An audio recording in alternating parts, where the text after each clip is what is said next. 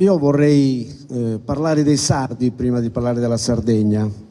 Questa è una legge che il Consiglio regionale si appresta a varare e mi auguro che sia fatta prima per i sardi e quindi anche per la Sardegna, perché vedete la situazione è che noi che rappresentiamo tutte le aziende, quindi il mondo produttivo, è ben conscio che la crisi che oggi la Sardegna sta attraversando è una crisi senza, veramente che non mai conosciuta.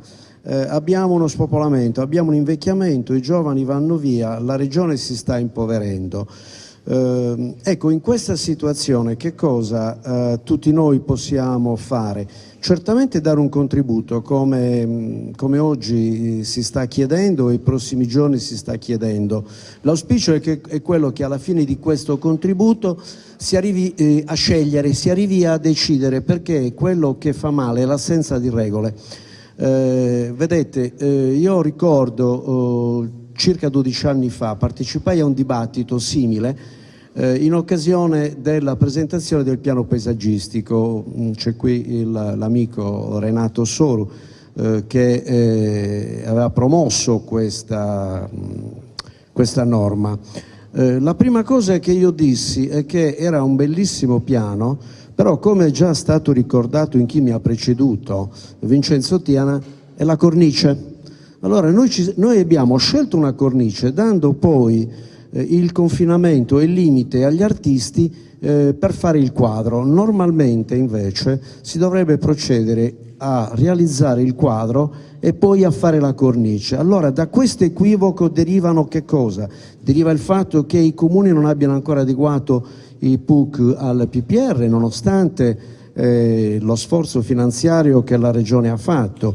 Deriva il fatto che la Sardegna si sia fermata, deriva il fatto che molti preferiscano opporre a qualsiasi tipo di riforma, a qualsiasi tipo di iniziativa il no, perché dal no prendono spunto e traggono ragione della loro esistenza. Allora io credo che, come è stato già ricordato, noi dobbiamo pensare alla crescita, dobbiamo pensare allo sviluppo. La sostenibilità, voglio ricordare, non è solo un concetto di natura ambientale, ma è anche un concetto di natura economica.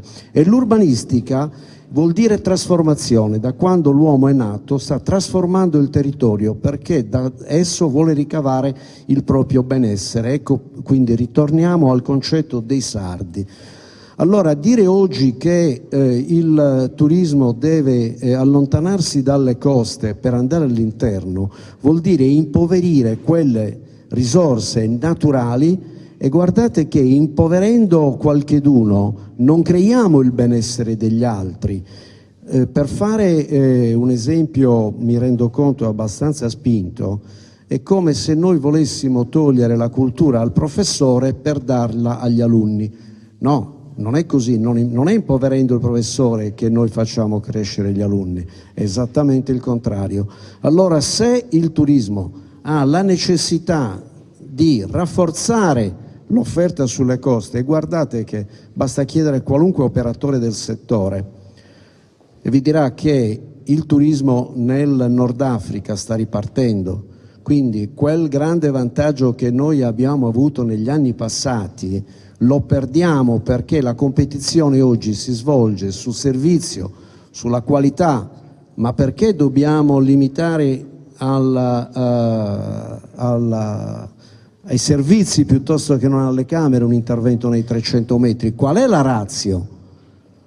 Non esiste.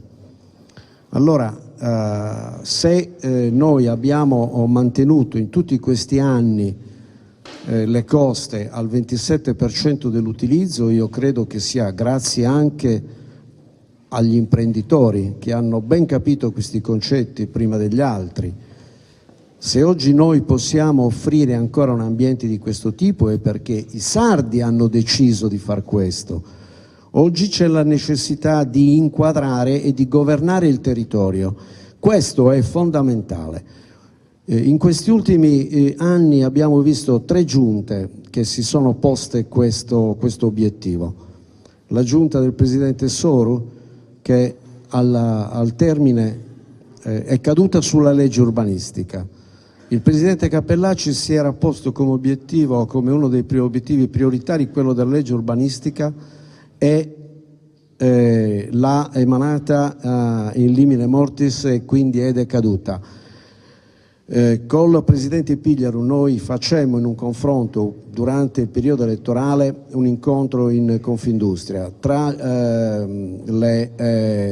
i punti fondamentali del programma il Presidente Pigliaru aveva posto quello della legge di governo del territorio, asserendo in pubblico che uno dei risultanze sarebbe stato quello di consentire, naturalmente con le forme e i modi dovuti e quindi con un'architettura di grandissimo livello, anche l'intervento nei 300 metri dal mare.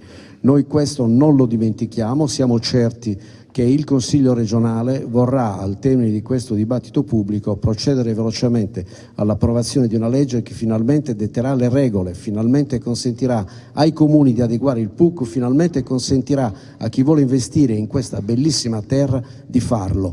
Un'ultima cosa, i grandi progetti, attenzione, la legge così come emanata dalla Giunta parla di grandi progetti proposti dal pubblico, quindi per cortesia non parliamo di questi paperoni che arrivano, almeno veramente arrivassero dei paperoni seri anche in Sardegna, ma la norma di legge prevede che questi grandi progetti siano presentati dal pubblico o da un insieme di enti pubblici. Anche su questo io credo che si dovrà fare una riflessione, perché abolire quell'articolo io credo potrà essere un ulteriore danno, un'ulteriore limitazione al nostro sviluppo. Grazie.